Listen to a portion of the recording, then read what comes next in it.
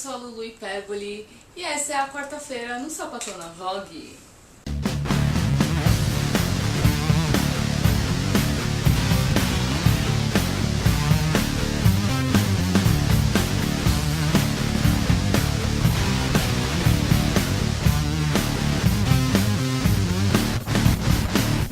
Bom, a descoberta da minha lesbiandade não foi tão assustadora ou difícil. Eu percebi que eu gostava de meninas quando eu assisti o filme aos 13 e senti uma parada estranha, uma quentura quando elas se beijaram, coisa que eu não sentia quando eu via casal hétero se beijando. Eu tinha 14 anos, eu acho, mas eu já senti uma coisa especial pelas meninas quando eu tinha 12, mas eu não entendia muito bem o que era. Era uma saudade, uma vontade de estar perto intensa demais. Mas foi com 14 anos, quando eu estava um pouco mais madura, que eu resolvi futucar isso. Então, resolvi ir atrás de comunidades no Orkut desse filme em específico, porque eu sabia que eu iria encontrar lésbicas lá. Eu adicionei várias, outras várias me adicionaram de volta.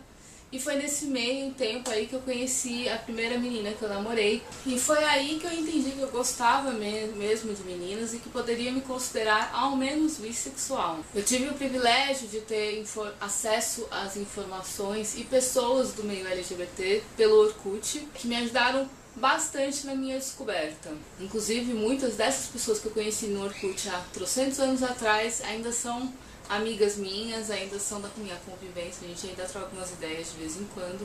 Eu fui perceber que eu não era bissexual quando eu percebi que eu não sentia absolutamente nada por homem.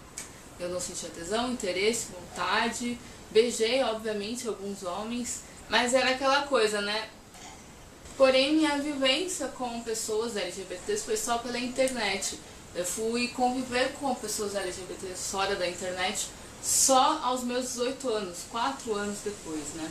Em contrapartida, a minha saída do armário foi bem traumática. Graças ao meu ascendente em Áries, eu consigo às vezes ser impulsiva e explosiva nas situações. Então eu me assumi dessa forma com 16 anos para minha mãe, através de uma carta, no meio de uma briga. E ela disse que eu acabei com a vida dela. Meu pai descobriu através de outros meios e ligou para minha mãe para cobrar alguma atitude dela.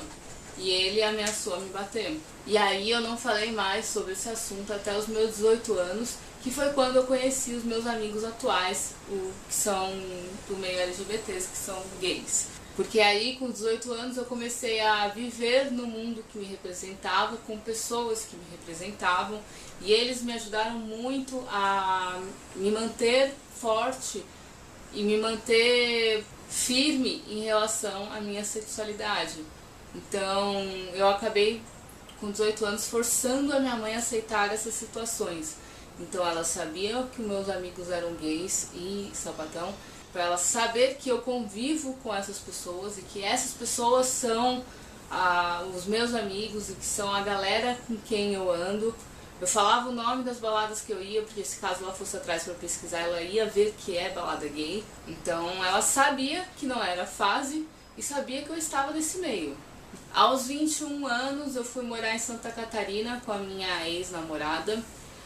E minha família não sabia que ela era minha namorada até o momento que eu estive lá, que foi quando eu contei pra minha mãe isso e acabei me assumindo pra minha tia, irmã da minha mãe, que eu era lésbica, que tava lá porque eu tava namorando aquela menina. E minha tia aceitou super bem, ela foi super maravilhosa, assim, beijo tia.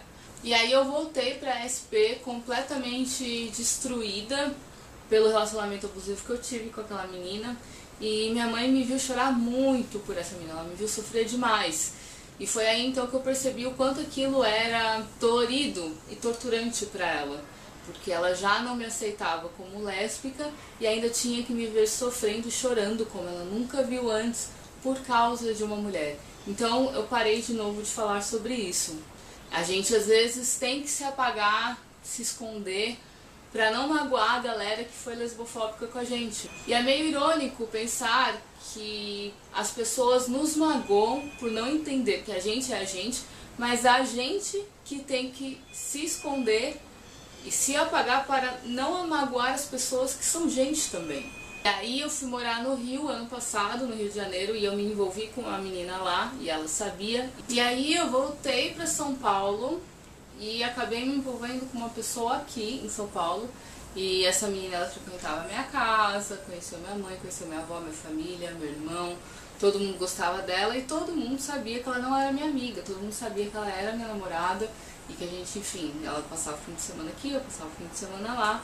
E minha mãe sempre tratou ela muito bem, ela gostava dela, mas também nunca disse nada sobre isso, nunca sentou pra conversar comigo. Mas foi bacana ver uma situação dessa sair de forma positiva, depois de uma saída do armário tão traumática pra mim, né? E pra minha mãe, pra ambas, né? Eu tenho vontade de sentar e conversar com minha mãe sobre isso, enfim, abertamente, as duas serem sinceras, mas o medo de ela me magoar mais e de eu magoar ela mais também é maior, então eu me atenho apenas em sobreviver sem fazer muitos alardes em casa. Eu acredito que a gente vai falar mais profundamente sobre isso no vlog em algum momento dessa vida, mas eu acho importante frisar desde já a importância de sair do armário com responsabilidade. Não vai na onda das outras pessoas, conheça sua família, converse com a sua família antes de sair do armário, obtenha sua independência financeira, seja uma pessoa estável, com uma vida estável, seja maior de idade. Isso é mega importante para que nada seja tão dramático, mais dramático do que deva ser ou que não há necessidade de ser tão dramático assim. E é isso, esse foi o tema da semana. Amanhã é o dia da Michelle falar com vocês, sexta-feira é o dia da Tuti, eu e vocês a gente se encontra na quarta-feira que vem. Não se esqueçam de dar joinha no vídeo, compartilhar com os amigos, deixar seu comentário aqui contando pra gente como foi a sua saída do armário, como foi a sua descoberta como lésbica nesse mundo, com quantos anos, se você está feliz. Também deixe sua sugestão de tema, sobre o que você quer que a gente fale na próxima semana. O nosso Facebook é Sapatona Vlog, nosso Twitter é @sapatonavlog, o nosso Curious Cat é curiouscat.com/sapatonavlog e nós temos o nosso e-mail, que é sapatonavlog@outlook.com.